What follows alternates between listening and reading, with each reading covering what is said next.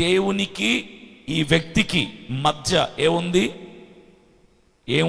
కొండడ్డుగా ఉంది. ఇప్పుడు దేవుణ్ణి చేరుకోవాలంటే ఏం చేయాలి? కష్టతరమైన కొండెక్కాలి. కొండెక్కేటప్పుడు చాలా జరుగుతాయి. ఆయాసం వస్తుంది, చెమటలు పట్టేస్తాయి, దాహం వేస్తుంది, నడుములు నొప్పి వస్తాయి, కాళ్ళు నొప్పులు వస్తుంది, అలసిపోయి కూర్చోవాలనిపిస్తుంది. అనవసరంగా ఎక్కుతున్నాంరా, అనవసరంగా వచ్చాంరా, రాకపోయినా బాగుండేది, ఆ దేవుడు వద్దు, ఏమొద్దు, ఈ కొండ ఎక్కడం వద్దు, ఎందుకు మనకు, ప్రశాంతంగా ఇంట్లో కూర్చోక అని అనిపిస్తుంది. ఎప్పుడు ప్రారంభించిన తర్వాత మెట్లు ఎక్కుతున్నప్పుడు, కొండ ఎక్కుతున్నప్పుడు ఎక్కటం కష్టం కాబట్టి, కొంచెం కష్టం కాబట్టి అనవసరంగా ఎక్కుతున్నామే అనిపిస్తుంది. అయినా నువ్వు ఎక్కిన తర్వాత నీకు కనిపించేది ఎవరు? నీ దేవుడు. దేవుణ్ణి చూడాలి అంటే ఈ మాత్రం కష్టపడాలి. ఒక సినిమా థియేటర్లో సినిమా చూడాలి అంటే చాలా కష్టపడి టికెట్లు కొంటారు. చించుకొని, చొక్కాలు చించుకొని ఫస్ట్ షోకి వెళ్ళటానికి బట్టలు చింపుకొని బ్లాక్లో టికెట్లు కొని వేలకు వేళ్ళు డబ్బులు పెట్టి ఒక సినిమా, ఆఫ్టర్ ఆల్ 2.5 గంట కాలక్షేపం, ఒక ఎంటర్టైన్మెంట్ ఇచ్చే సినిమా చూడటానికి నువ్వు ఎంతో కష్టపడతావు. డబ్బు పెట్టాలి, కష్టపడాలి, ప్రయాసపడాలి, లైన్లో నిల్చోవాలి. ఒక సినిమాకే 2.5 గంట వ్యవధి ఉన్న సినిమాకే నువ్వు ఇంత కష్టపడాలంటే, నీ కొరకు ప్రాణం పెట్టిన దేవుణ్ణి నువ్వు చేరుకోవాలంటే ఇంకెంత కష్టపడాలి? ఈ విషయంలోనే మనం తెలుసుకోవాలి.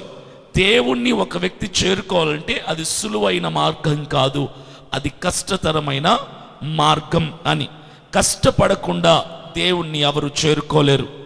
కష్టపడతాను ఏదైనా దేవుణ్ణి చేరుకోవాలి అని ఫస్ట్ నిన్ను నువ్వు ప్రిపేర్ చేసుకోవాలి. You have to prepare yourself to reach God in a difficult వే.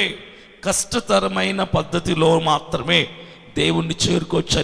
నిన్ను నువ్వు మోటివేట్ చేసుకుంటే ఎంత ఎత్తు వచ్చినా, ఎంత కష్టం వచ్చినా అవలీలగా ఎక్కేసుకుంటూ వెళ్ళిపోతావు.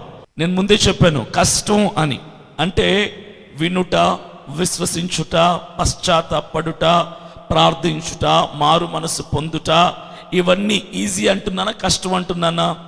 ఇవన్నీ ఈజీయా, కష్టమా? కష్టమే. కష్టమే అని ప్రిపేర్ అయిపోవాలి. కష్టమైనా ఇష్టంగా చేస్తే ఆ కష్టం కూడా సులువుగా మారుతుంది. మొదటిది వినుట. మొదటి మెట్టు ఎక్కుదాం మనం అందరం కూడా. మొదటి మెట్టు ఏంటి? వినుట. వినకుండా క్రైస్తవుడి జీవితంలో దేవుని దగ్గరికి చేరలేం.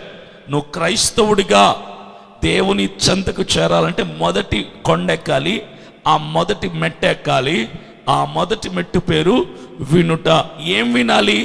ఎందుకు వినాలి? ఎలా వినాలి? మీరందరూ నేను చెప్పే మాటలు వింటున్నారు. విన్న మీరందరూ మొదటి కొండ ఎక్కేసినట్ట, మొదటి మెట్టు ఎక్కేసినట్ట కాదు. వింటే ఏం జరగాలి? వింటే ఏం జరగాలి? కార్యం జరగాలి. వింటే ఏం జరగాలి? విన్నది నీ లోపల పని చేయాలి. చాలామంది 2 వర్గాల ప్రజలు ఉంటారు. మొదటి వర్గపు ప్రజలు వింటారు, విడిచిపెడతారు. 2వ వర్గం ప్రజలు వింటారు, ఆచరణలోనికి తెస్తారు. వింటారు, విడిచిపెడతారు కొందరు, వింటారు, ఆచరిస్తారు కొందరు.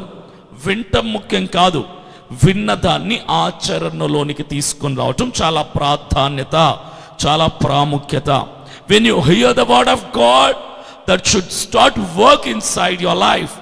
నువ్వు విన్న వాక్యం నీ లోపల పని చేసినప్పుడు మాత్రమే నువ్వు మొదటి మెట్టు ఎక్కగలిగిన వాడివి.